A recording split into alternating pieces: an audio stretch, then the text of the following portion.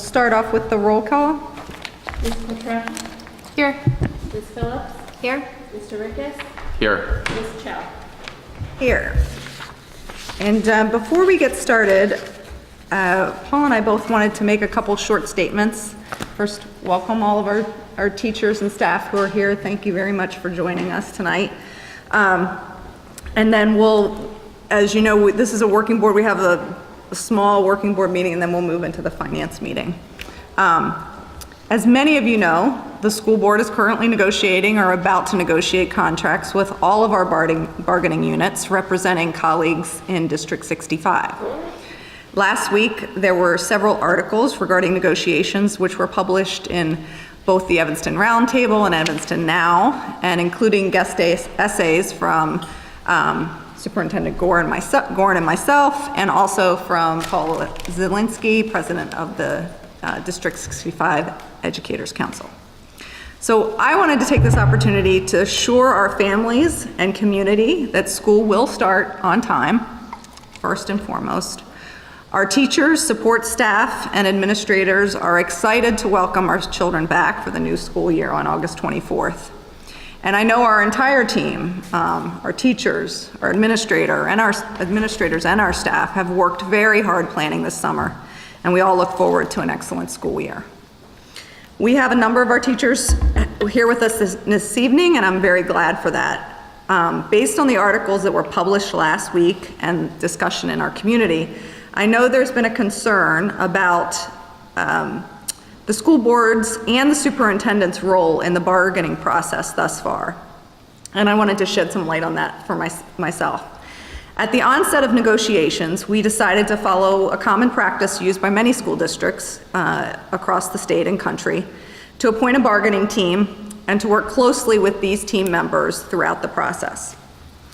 Representing the school board is a team of senior executive administrators and two of our school principals.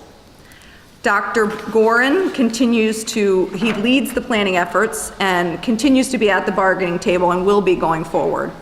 And members of this board have been actively involved from the start.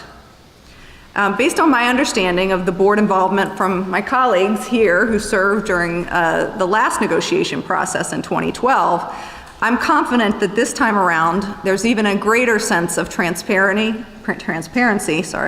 and strategic involvement by the full board. Regular board updates by the negotiation team and ongoing discussions in executive sessions. Through these, we've been able to provide oversight and direction as it relates to negotiation planning.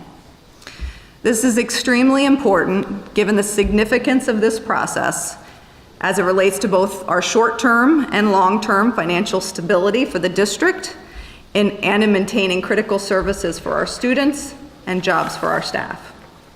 As a board, we very much support District 65 teachers, and I want you to know that. And we are very committed to creating and reaching a fair agreement that honors the hard work that all of our teachers do and which is financially sound for the district. So thank you. And I too want to share an update. Before I start, I want to recognize our teachers who are here tonight and those who might be listening or watching on cable, that both the board and the administration has tremendous support for each and every one of you. I'm deeply grateful for what you do for all of our children, our family, and our community. All three of my children attended school in District 65, so I know firsthand the impact you have on our students and on my own children. Our team is committed to working collaboratively to develop a contract that reflects your dedication and hard work. As shared in the guest essay, we are facing significant financial challenges that must be addressed. Later this evening, we will discuss our tentative budget for the upcoming year and review financial projections. I invite each of you to stay so that you may have an understanding of what we are facing.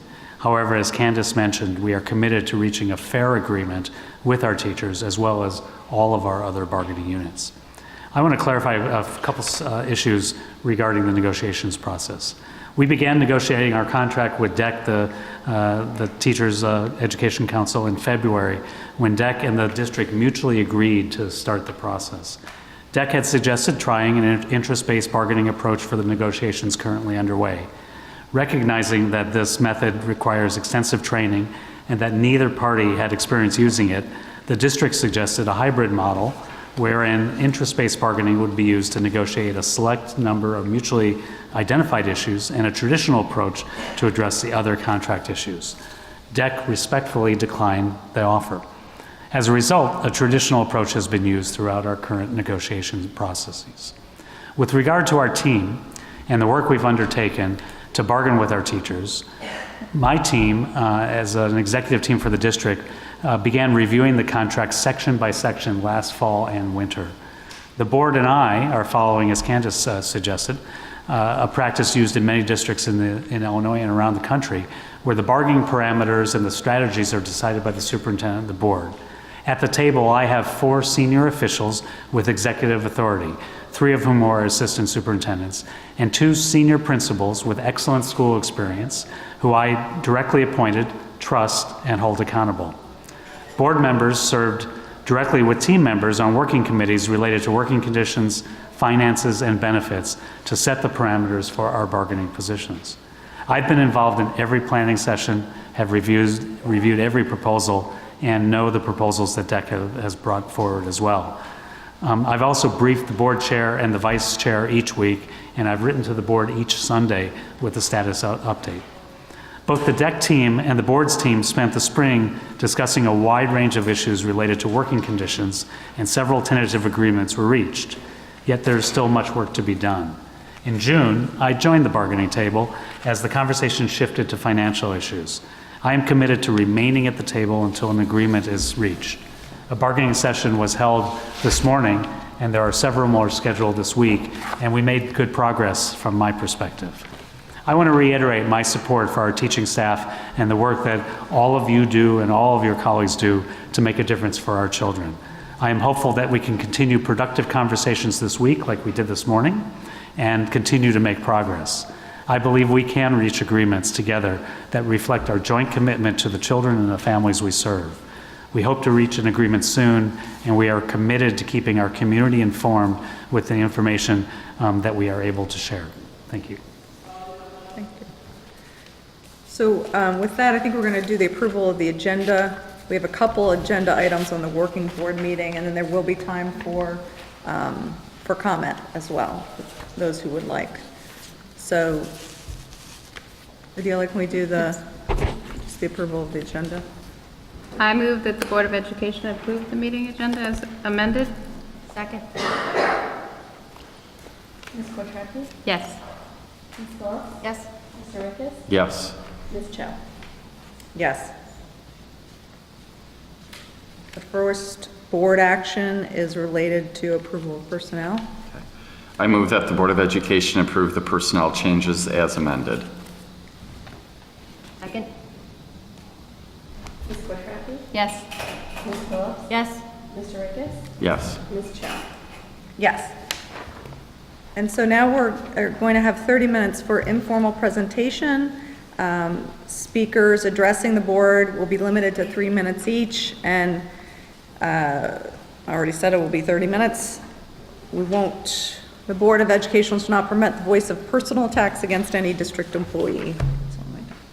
So would anybody like to speak? And you can come up. Which mics would you like to use? Oh, Jean signed up. Come on up, Jean. That one right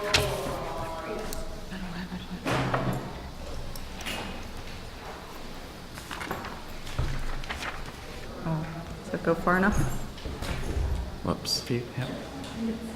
Maybe that one's got more give. Hi, my name is Jane Luff, and I'm here tonight as the official DEC spokesperson. The District 65 Educator Council represents nearly 700 pre-K through 8 teachers, and we want to express our concerns about contract negotiations. We are here because our contract is with you, the school board. I also want to clarify a few things that were in the paper. The board president said in the roundtable that the superintendent and the school board have been actively involved since the start of the bargaining process. We must disagree about the meaning of the word actively.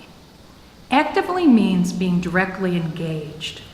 Getting information through layers of filters is not direct engagement. The teachers are puzzled by the fact when you were told in May that we had asked for a federal mediator, you took no action. Despite what we are reading about the process, your system of communication does not appear to be working. In November of 2014, DEC offered to work with the school board on a collaborative form of bargaining known as interest-based. We asked early because it involves extensive training for both sides. It took 9 months for us to receive a response, and when we did, the answer was no. When the board president says the school board offered to do a hybrid form of bargaining, that was 6 months after telling us no, and this offer was done on the first evening of actual bargaining. Waiting for 15 months and doing it at the last minute shows a lack of commitment to collaborate with the teachers.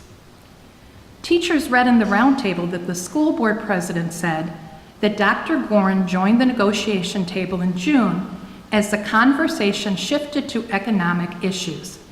In reality, these were just small group discussions and not actual negotiations. The last bargaining session occurred on May 25th, and we just resumed today. Teachers took this to mean that the school board and the superintendent have little or no interest in the teacher's contract except when it comes to money. We have been stuck on non-financials since March, and that is a big part of why we asked for a federal mediator. Teachers hear that media statement and they think their working conditions are not worthy of your direct engagement. Teachers feel a lack of concern and respect. You need to remember that the teacher's working conditions are the students' learning conditions. Going forward, we expect you to live up to your responsibilities as elected board members and be a full partner in negotiations. We are eager to reach a mutual agreement on a fair contract that attracts and retains the best teachers for the children of District 65. Our teachers, our children, and our community deserve that this be a priority. Thank you.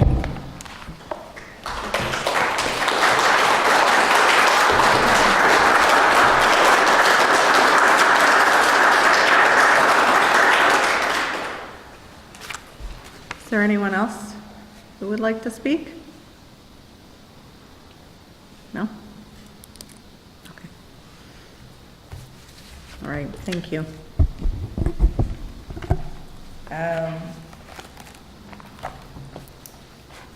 I think that we're going to adjourn this portion of the meeting and we'll move to our finance meeting. There's no further business to come before the board. I find this meeting adjourned at 7:25 p.m.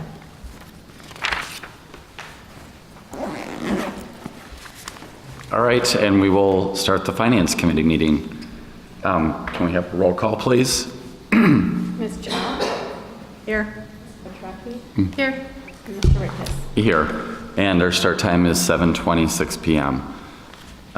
We have 3 items on the agenda, and the first is a discussion of the fee collection process. And just for a little bit of context, and then I'll turn it over to Paul, we added this to the agenda. It's a process that the board has paid a fair amount of attention to for the last couple of years.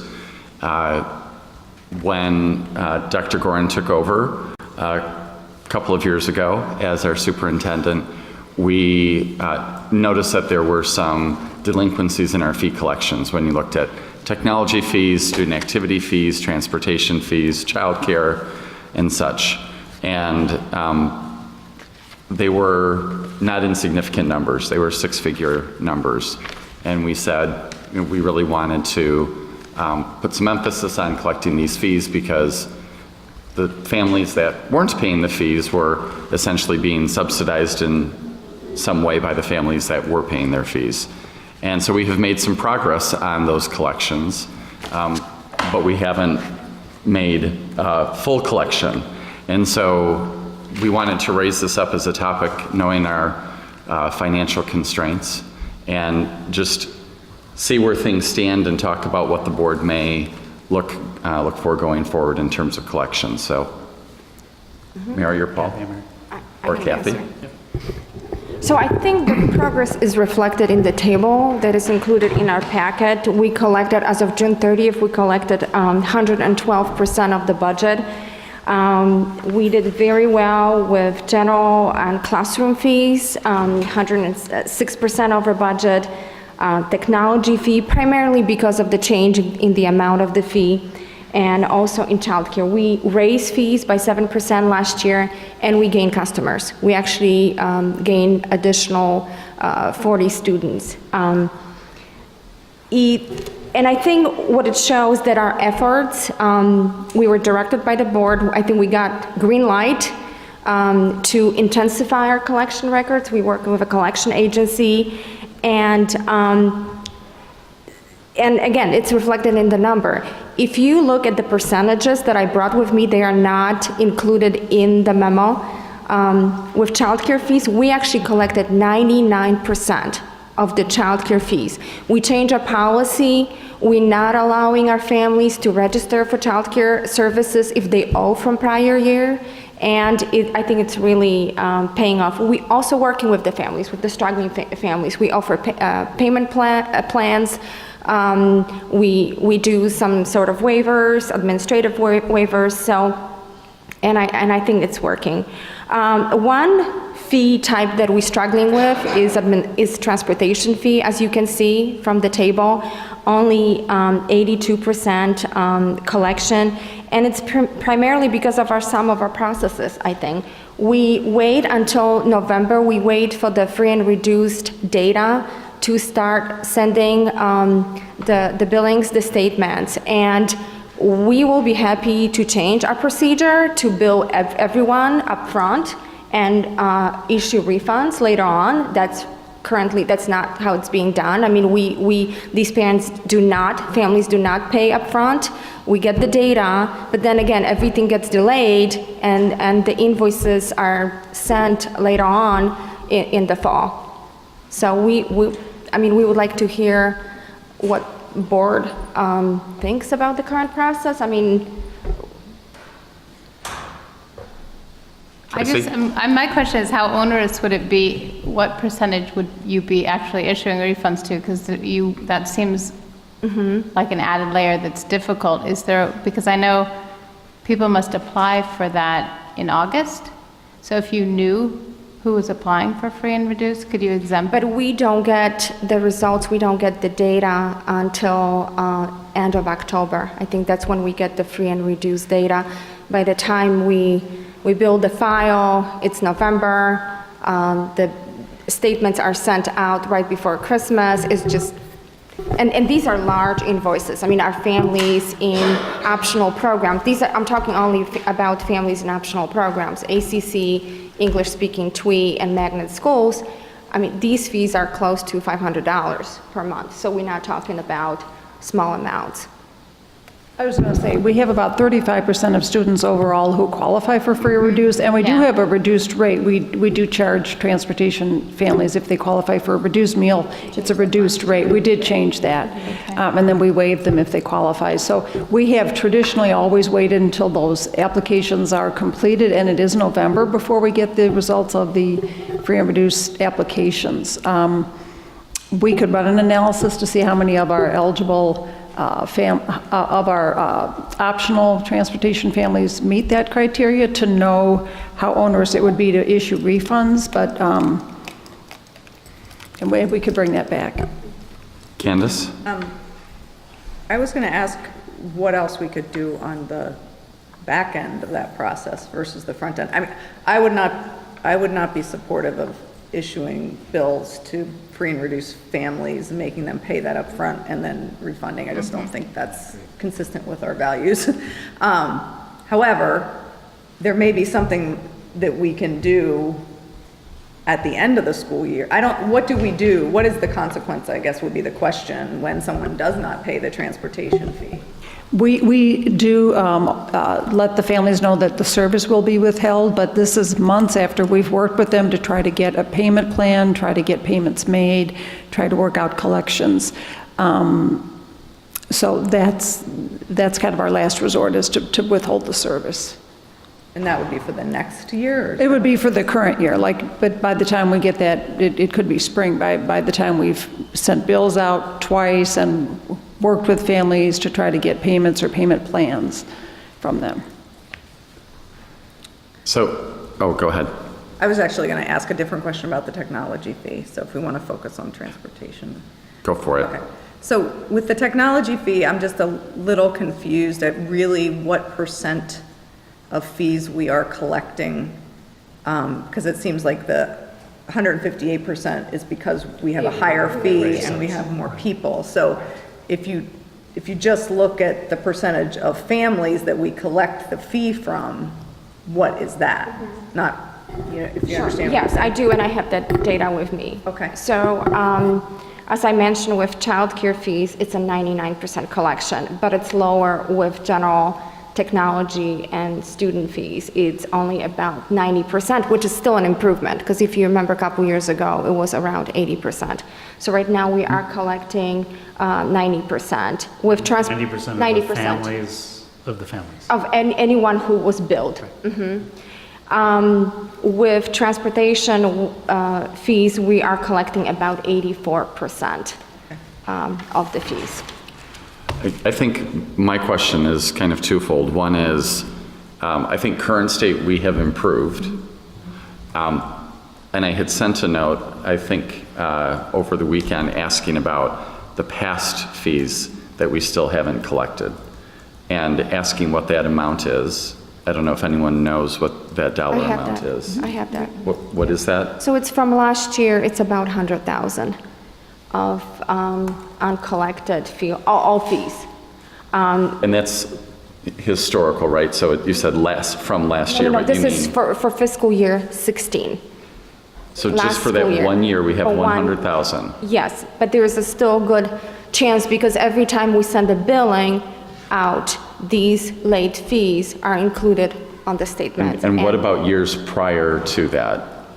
So altogether, Yes. including last year, it's about 270,000, 270. correct? 270,000, okay, great. Because I think someone reading this might not think there's $270,000 left to be collected, and that's a lot of money. So that's the first thing I Yeah. wanted to put out. The second was, I think, and I understand why this is confusing in part, the systems and how the data is managed, and there's a limitation. The percentages can be confusing because it's some collected from the from last school year, and then the people who are paying in June for the next school year, and so it's a little confusing. So typically, we do budget for the current year fees. We also budget for prior year fees. But as you can imagine, I'm not anticipating 100% collection, because it's a very lengthy process. And I mean, it's often a payment plan. Parents have different situations. Parents have bankruptcies, and usually it's very hard but we are on cash basis. So I mean, we really cannot be including these very iffy revenues in our budget. I mean, we budget for that, but it's a small amount. Well, I think there are two things I'd like to figure out what the board is interested to do, and that is, one, what do we do, or what are we expecting be done? Not necessarily coming up with a specific solution tonight, but when do we want to see a solution for the past dues? So all the ones leading up to this school year, and then thinking about also the ones for this year and what opportunity there is to collect those. And just so people are clear, that 270,000, it sounds like a chunk of it was from last year, but it had been years and years of not having collected that, which the board really shifted to. And I don't know how much we collected. I think at some point it was over 300,000. Correct. So, I think well over 100,000. Yeah, I mean, we collected not an insignificant amount. And so I think it's important to acknowledge that too. Maggie? Can I ask a clarifying question? The transportation fees, you said you didn't bill till later because waiting on free and reduced information to come in. Correct. When families are getting charged for their classroom activity fees, aren't we using that information to determine which fee they're paying? No, because, well, we do, but we bill for those fees earlier. We don't start billing for transportation fees until November. We send the billing for general and technology fees in May. Those billings are, and we also tell parents, that the people who are on free and reduced do not pay, but it's a much larger population. I mean, for transportation fees, we're talking about 100 families total paying. I mean, here we're talking about the entire population of our students. So Kathy, is that done on the prior year's free and reduced lunch data, if you do it May? No, it's done, we wait for the next year's information. But You do it the May before, or you do it the May at? No. For example, when we bill our students, when we send the invoices in May, we told our free and reduced families that we're gonna wait for the information from October to determine whether they're gonna owe and qualify for free and reduced lunch. But you told those families based on the data from that year of who was free and reduced. No, there's just a general statement on our Told all families. statement. All families, correct. Okay. So you bill. If you're planning to apply, please do not pay, wait for, because we send several billings throughout the summer. Couldn't we do the same thing with transportation? Make the same assumption, if you're applying for free and reduced, don't pay the transportation bill and It's wait? a different process, Mary. We applied, parents applied during the summer. They pay application fee, and then, I'm not exactly sure. Well, we could do that for families we know are returning to magnet programs or magnet schools, and then the new students, we could bill in a separate process.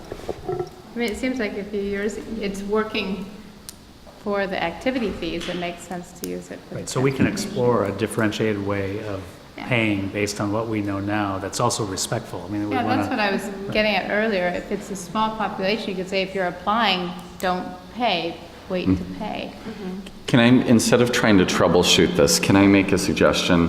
Can we look at whatever guidance we want to give to the administration? Please. Ask for a date by when you'll be able to come back to us with a solution, and know that, so one of the pieces of guidance is, in my view, we want to collect what's already past due, and we want to put in place processes that will greatly reduce the amount of uncollected fees. And I want to be abundantly clear. I think people have said it a couple of times. I think we're incredibly intentional and thoughtful about providing reduced fees to families in need. You know, we're not trying to go after people here who don't have the means to pay. We do want to go and tell the people who owe fees and have means to pay that they need to pay. It's what's fair. So the guidance I have is both the past and changing the processes for the future. Tracy and Candace, what would you add in terms of guidance? Add to that, just in terms of the past guidance, looking at maybe some, I know collections is one thing, but what are the other consequences that we have at our disposal, being a school district, that might be compelling to families? So thinking, you know, I know some of the things the high school does, that if you don't pay certain fees, you know, you don't get to graduate, whatever it is. There are other things that we might be able to put out there. So not only Options that other elementary options school that, districts. and we may have some, but what else might we add to that as potential consequences, again, for the families? And I think as we're looking at timing, we need to do this reasonably soon so that we can communicate something to parents so that if there is something that is changed for this school year and it has an impact toward the end of the school year, that they have, you know, a few to several months to be able to manage that. Obviously, all of these families have already received notices from us. Many have received phone calls, several letters, so this is not going to be the first time for most of them. The other guidance I would add is we really have to be 100% certain that the system is accurate and that we're not sending out any letters or notices that aren't accurate. You know, the last thing we want to do is cause a challenge for a family that, in fact, has paid properly. And that's a difficult one because, as you know, we are dealing with very cumbersome fee system, and we actually will be maybe looking into changing it into something a little bit simpler because the system is just not very easy. But do we know if they've, you know, paid or not? I mean, that we do. Yes. I mean, so that's essentially what we just Yeah. want to make sure. That's a reasonable time to get back. The next finance committee meeting. So September? Okay. Is there any other guidance that you want to offer up? Okay. Thank you for that. All right. Finance committee minutes. The finance committee recommends that the minutes of the June 6, 2016 board finance committee meeting be approved as presented. Do I have a second? Second. Are there any amendments to the minutes? No. Okay, let's vote. Okay. Ms. Quattrocki? Yes. Ms. Chow? Yes. Mr. Rickes? Yes. All right. The next action is the 2016-17 District 65 and joint agreement for the operation of Park School tentative budget presentation and the motion to place the tentative budget on public display. Do I have a second? Second. I misread that. All right. We'll wait. Yeah, we'll wait. So I'm going to turn it over to Great. Kathy and Mary. As we present the budget today, part of our work through the strategic plan and work that we're presenting is our effort to make budget more transparent. And so we're shifting the mode of the budget book a bit. Later on, probably when we actually have the final budget, we'll do a budget at a glance document like we've done in the past. And so that's actually a key part of that. And Kathy's going to highlight the highlights that we have as we present this draft budget. Thank you. So tonight we have a brief PowerPoint presentation of the budget. In our presentation, and there are some printouts, handouts of the PowerPoint. There are any left. In the PowerPoint, in the presentation, I would like to go briefly through legal requirements for the budget adoption, go through fiscal year actual revenues and expenditures, provide a brief overview of the assumptions for fiscal year 17 budget and financial projections. We have updated projections for you. So all school districts must adopt their budget by the end of September, and a notice of public hearing must be given. We will be posting ours on August 25th in the local newspaper. We'll be conducting a public hearing on September 26th, and on the same day, our board will vote on our budget. At the last meeting, I estimated that the district collected approximately 100% of the operating revenues. In fact, we collected even more, 101%, primarily because of the local revenues, property taxes, TIFs, surpluses, and fees. The surplus that we budgeted came in exactly at 1.1 million, and as designed was spent on prepaying fiscal year 17 expenditures, which helped balance the budget, fiscal year 17 budget. So just to clarify, although we use the word surplus, it's used to balance the budget and so that we don't have a deficit in the following budget year. Yes. A balanced budget simply means that expenditures do not exceed the revenues. So there could be a surplus. excess of revenues. So this graph, this chart just illustrates, again, fiscal year 16 budget for revenues and expenditures and actuals. The dark column represents budget, and the orange one is actually what we collected and spent. Moving on to fiscal year 17 budget. Oops, let me go back. I just want to highlight 2 points. This is our 15th consecutive balanced budget, and the budget is balanced because of the short-term fixes like prepayments, intentional budget reductions, and efficiencies. If you remember, this budget initially, 9 months ago, had a deficit projected. We were able to balance this because of these short-term fixes. Our operating revenues are increasing approximately by 2%, and you can see a list of various revenue sources listed on this page. They are shown here in a nice pie chart.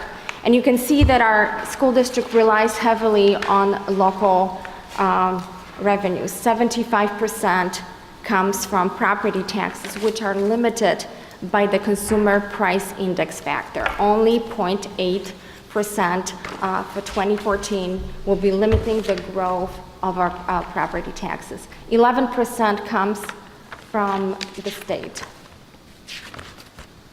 And this chart illustrates 15 years of consumer price index factors. And you can see the red line, this downward trend. We haven't seen a CPI factor over 2% since basically 2011. Last 2 years, under 1%. So the CPI for 2014 will determine the growth this year, school year 2016-17.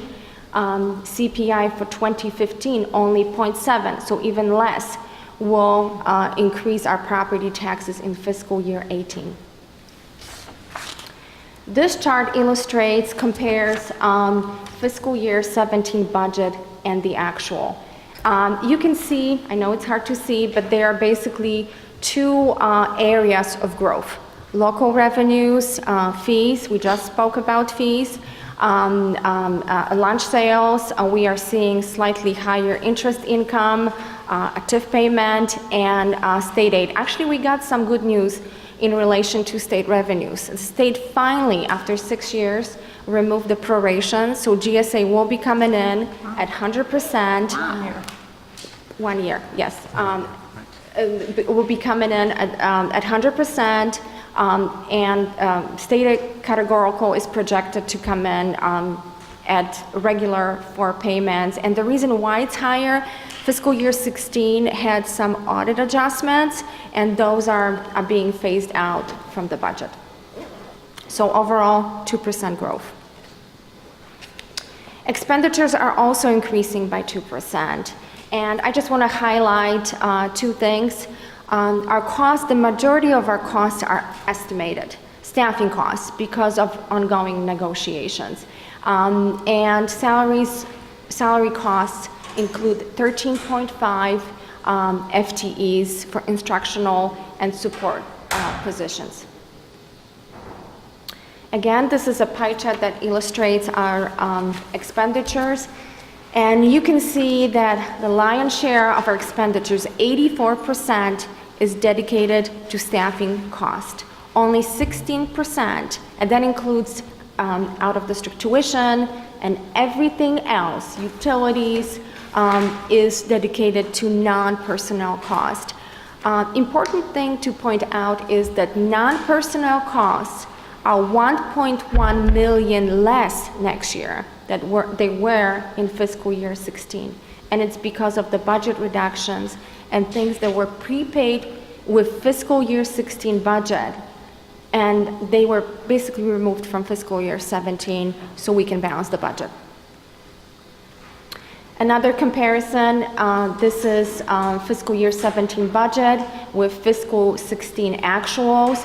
You can see that all of these bars are going down. The budget is going down in comparison with the actual, except for one, and that's personnel salary costs. Our salary costs are increasing by 5%. It's an estimated cost. We have salary estimates. We have 13.5 new positions, and we also have savings from retirement savings.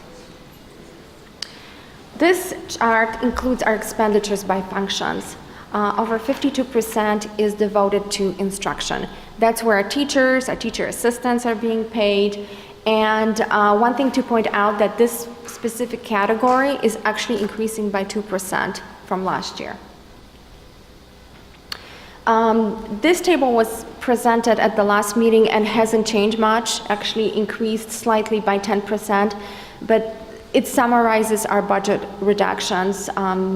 All of them are non-personnel, include utilities, things like purchase services, supplies, furniture, curriculum supplies. Total of $580,000. Other changes to the budget include the 13, this slide actually illustrates the positions, all the individual positions that are being added to the budget. We have 6 new teaching positions, including the support positions for 3 middle schools, 2.5 coach positions, 1 psychologist, 3 teacher assistants, 2 central office positions, and 1 fewer maintenance position. This busy slide includes updated financial projections, and a couple things that I want to point out is that the CPI used for years, for fiscal year 19 and beyond is only 1.5%, which is a 5-year average. The dark yellow line was orange on my slide, but here looks yellow. Includes technology expenditures from the capital fund. The pale yellow on the bottom, there are 2 lines, I don't know if you can see. That includes potential state legislation that can affect A, pension costs being shifted to us, and B, state aid formula.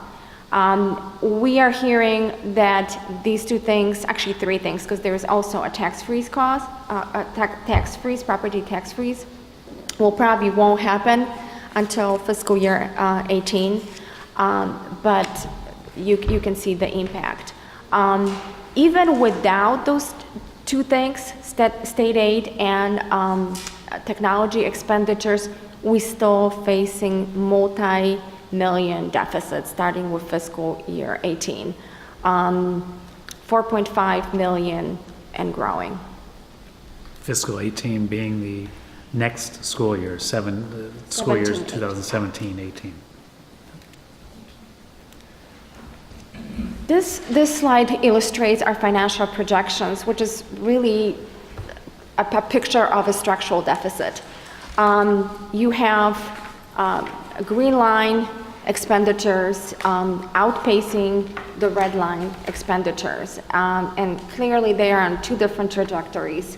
And I mean, the district has been managing to get them together basically through efficiencies, through budget cuts. But the truth is that, 0.8, 0.7 CPI, that just doesn't stack up against our expenditures, which are increasing much faster. And the district was actually very lucky this year. Our medical costs have been flat, but that is very unusual. That is very unusual. I mean, on average, our medical costs have been increasing by 10 or 9%.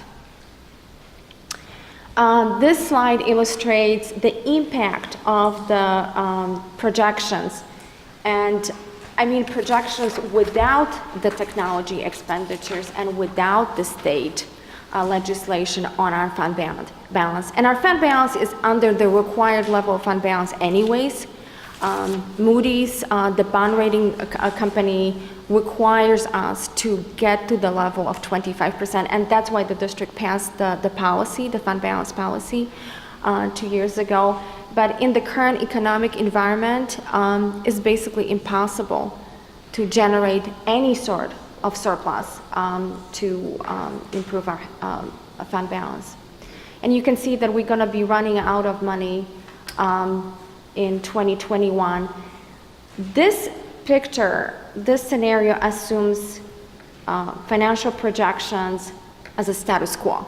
Basically, it's a snapshot of our assumptions, and basically they assume no action from the district's part. I mean, this is if we allow the expenditures to continue the way they continue and revenues the way they continue. And let me go back to the previous slide. Really, in order to bring those two lines together, it's either to increase the revenues, reduce the expenditure, or to do a combination of both. So this is summaries, just a brief summary of our budget, and basically the future that we're painting here is just not very bright. But unfortunately, this is the reality. This is the reality that the school districts in Illinois are facing. Uncertainty of state aid. Unfortunately, District 65 is not among the winners under the proposed legislation. We are projected to lose close to $7 million. Our costs, the majority of our costs are estimated. And I will leave you with this slide again. This is our financial projections, and I mean, we do have a balanced budget this year, but we are facing large deficits. Thank you.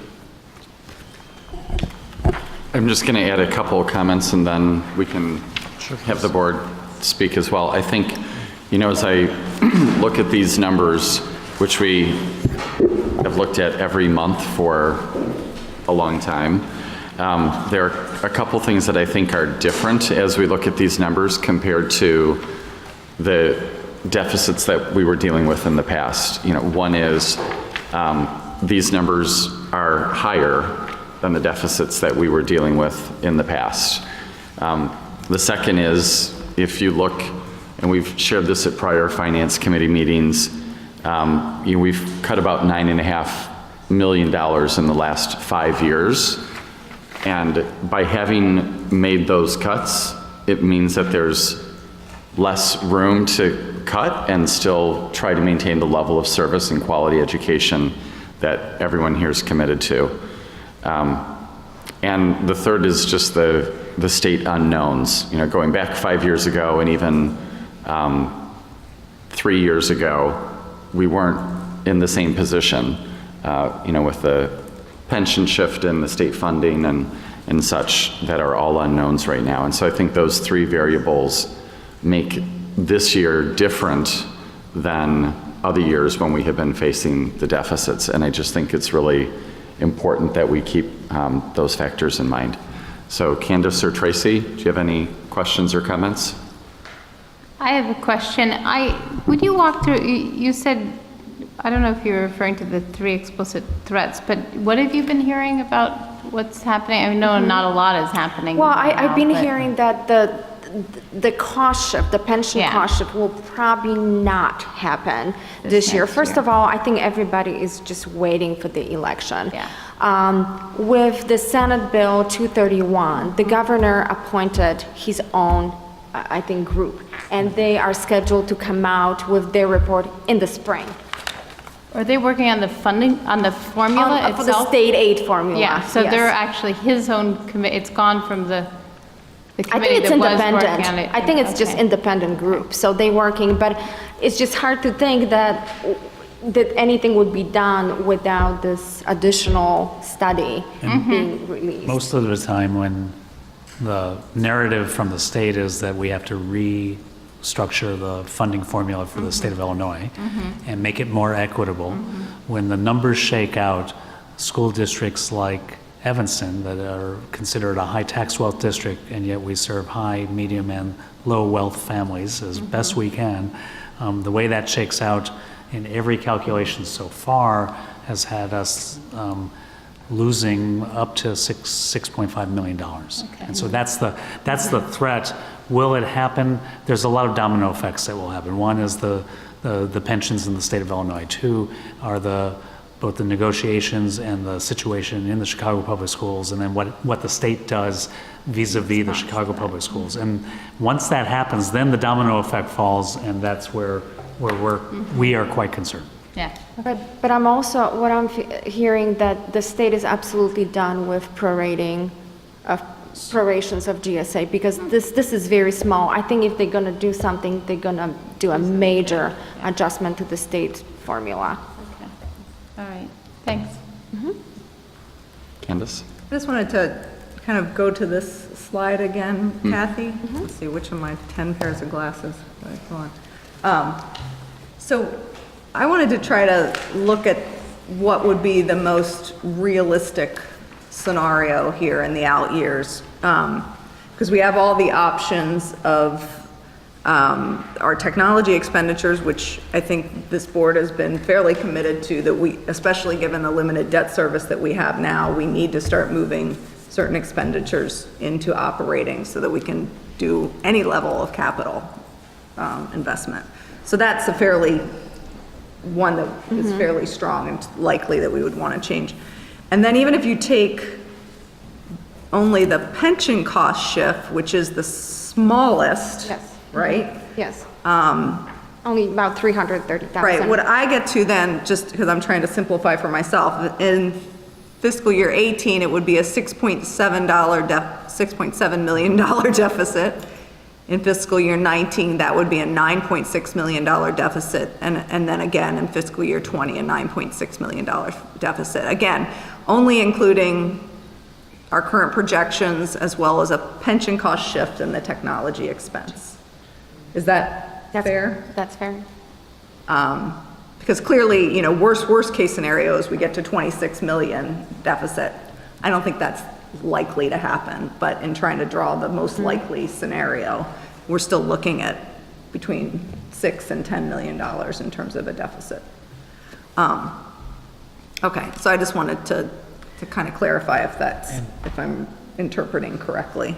If I can make just a clarification comment about the technology spend. For years, over a decade, is it even more? Well, maybe 8 years? 8 or so years. Our technology has been purchased by our debt service. So it's as though, and Richard, you used this term before, it's like buying our technology on a credit card.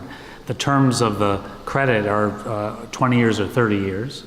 It's 20 years, and the life of a machine is 6 years or 7 years.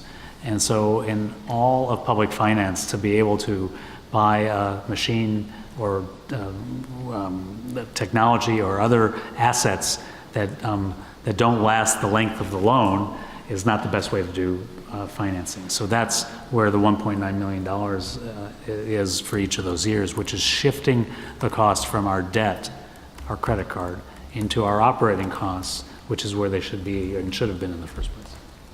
And if I could, I thank you, Richard, for saying those initial comments about what has happened so far. When I try to like simplify that visual of what is the structural deficit, to me it comes down to the other thing that is different now is we have historically low consumer price index.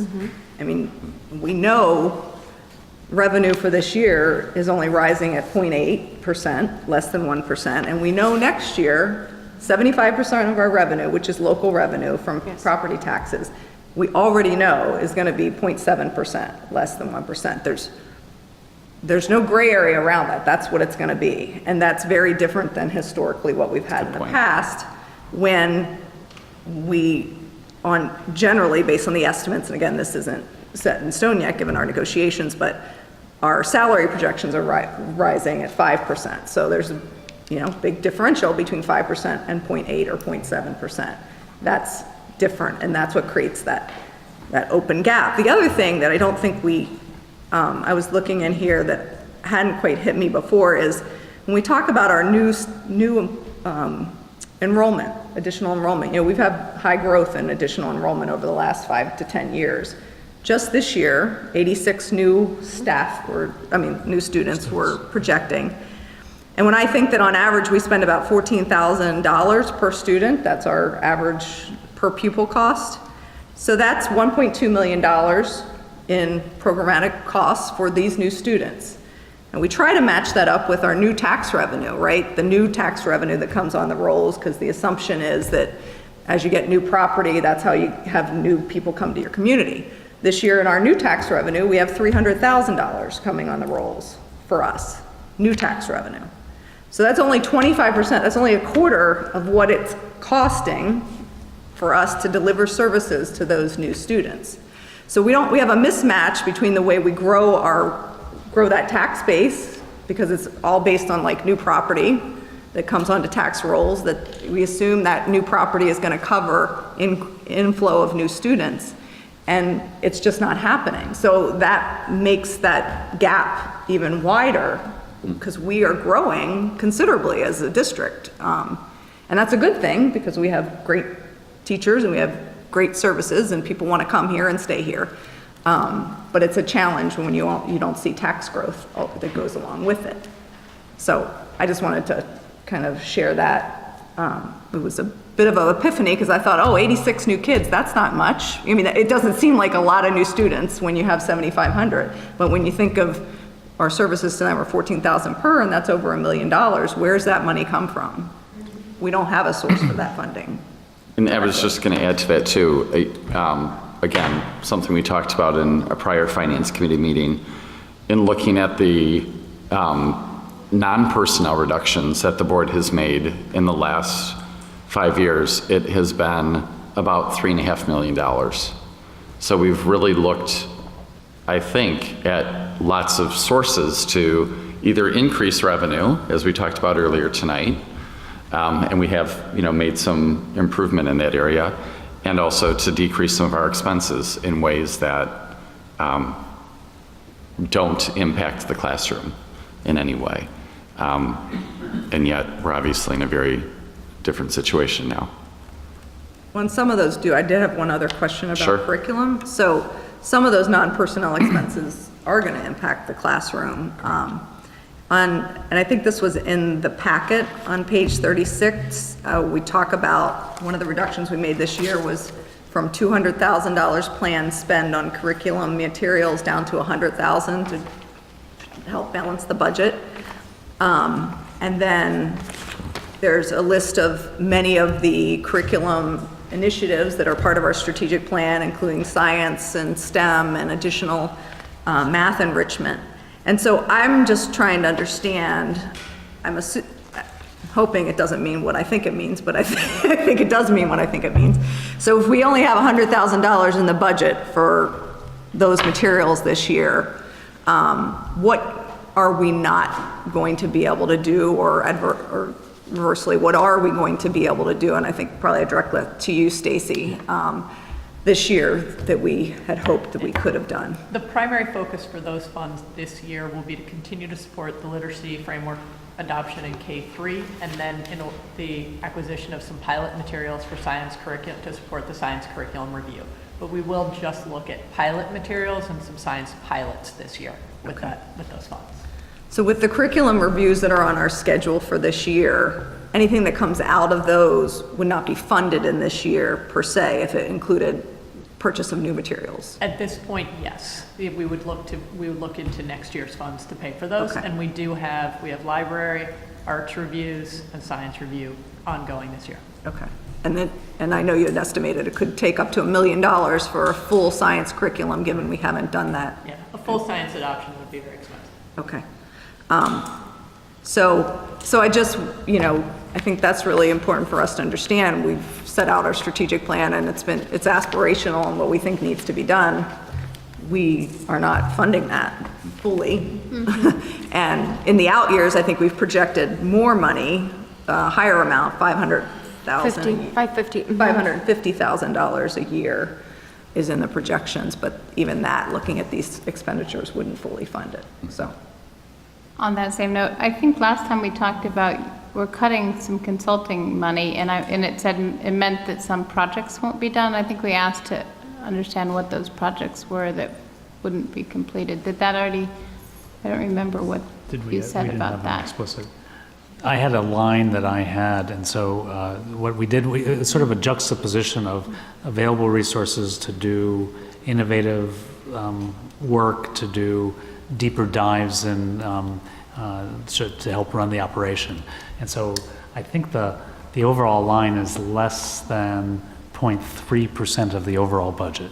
And so we said, even so, let's reduce that by $50,000. At the same time, we also took the available resources and are making investments that are parallel to the strategic plan. So for instance, the good work that we're doing and that we're engaging in around equity and around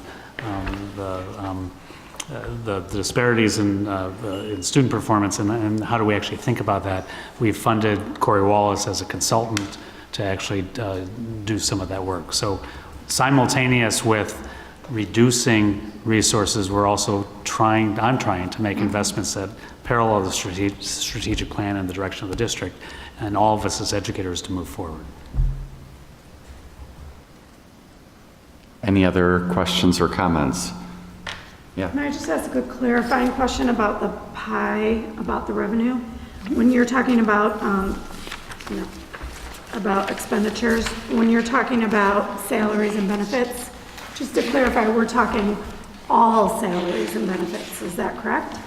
Yes, in the operating budget. Right. Which yes. So on page 8, on that top slide where it's talking salaries and benefits, so the 72 and the 12. All staff. All staff. So it's not just teachers. Oh, no. Correct, Okay. correct. I just want to clarify. Yes, all.